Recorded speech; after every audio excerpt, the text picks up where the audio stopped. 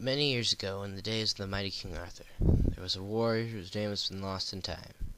He was the mightiest man, fought well during the day, drank heartily in the evening, slept with a different woman every night. Truly he had a life many men were envious of.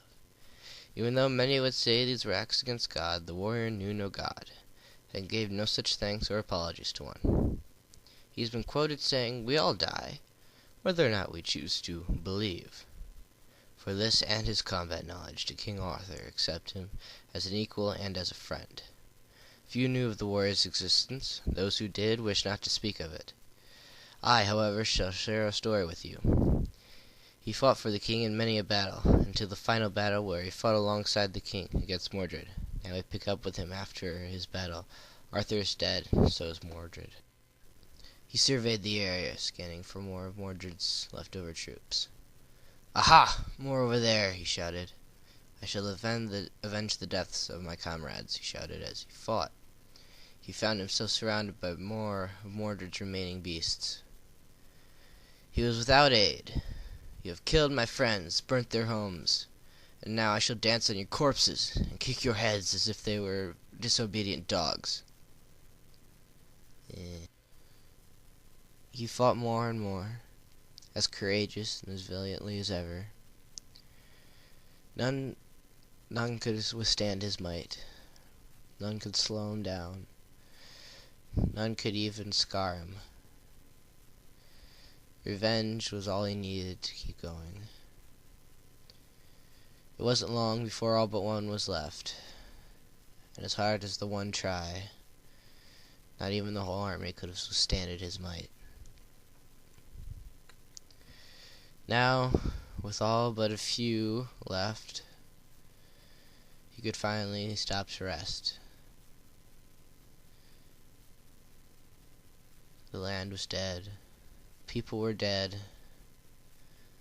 Nothing was really alive except him. Yet he felt dead. Dead as the land. Stopped. Rested.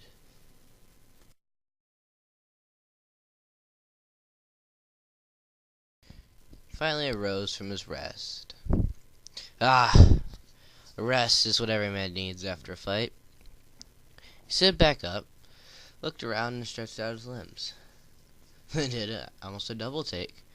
"By the lands," he said. He looked around, and the grass was green. The trees bore fruits.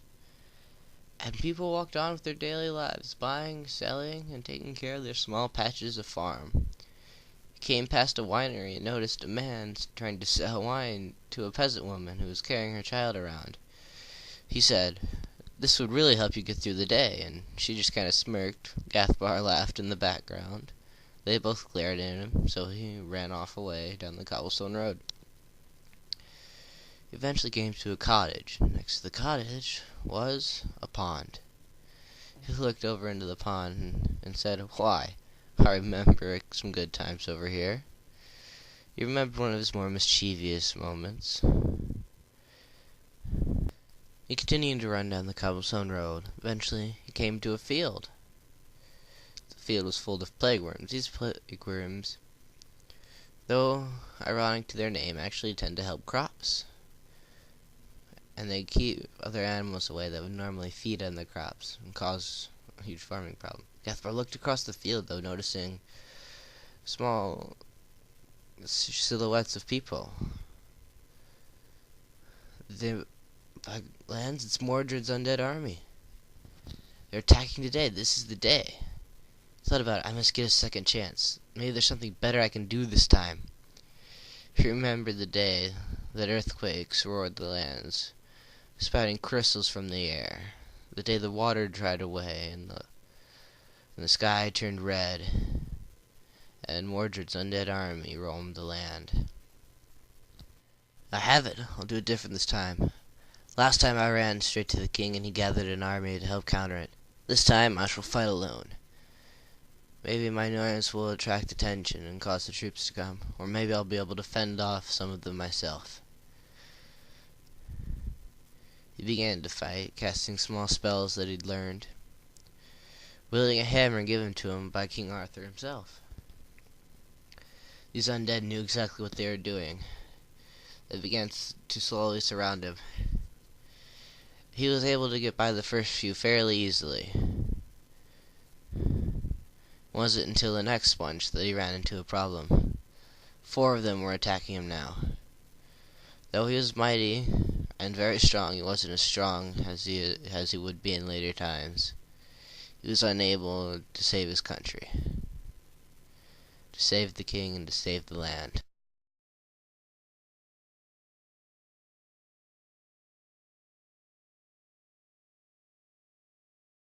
He awoke again, this time for real. He stopped to catch his breath.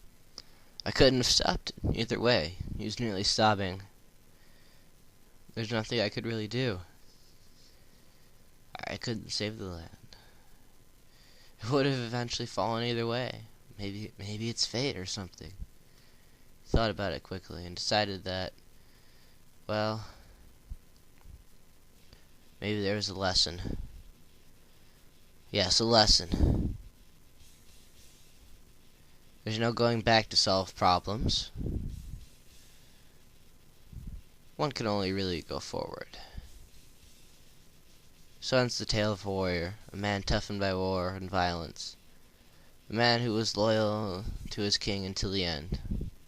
Then, when he felt all was lost, he learned a lesson. This lesson is useful to every man, woman, and child. Never give up.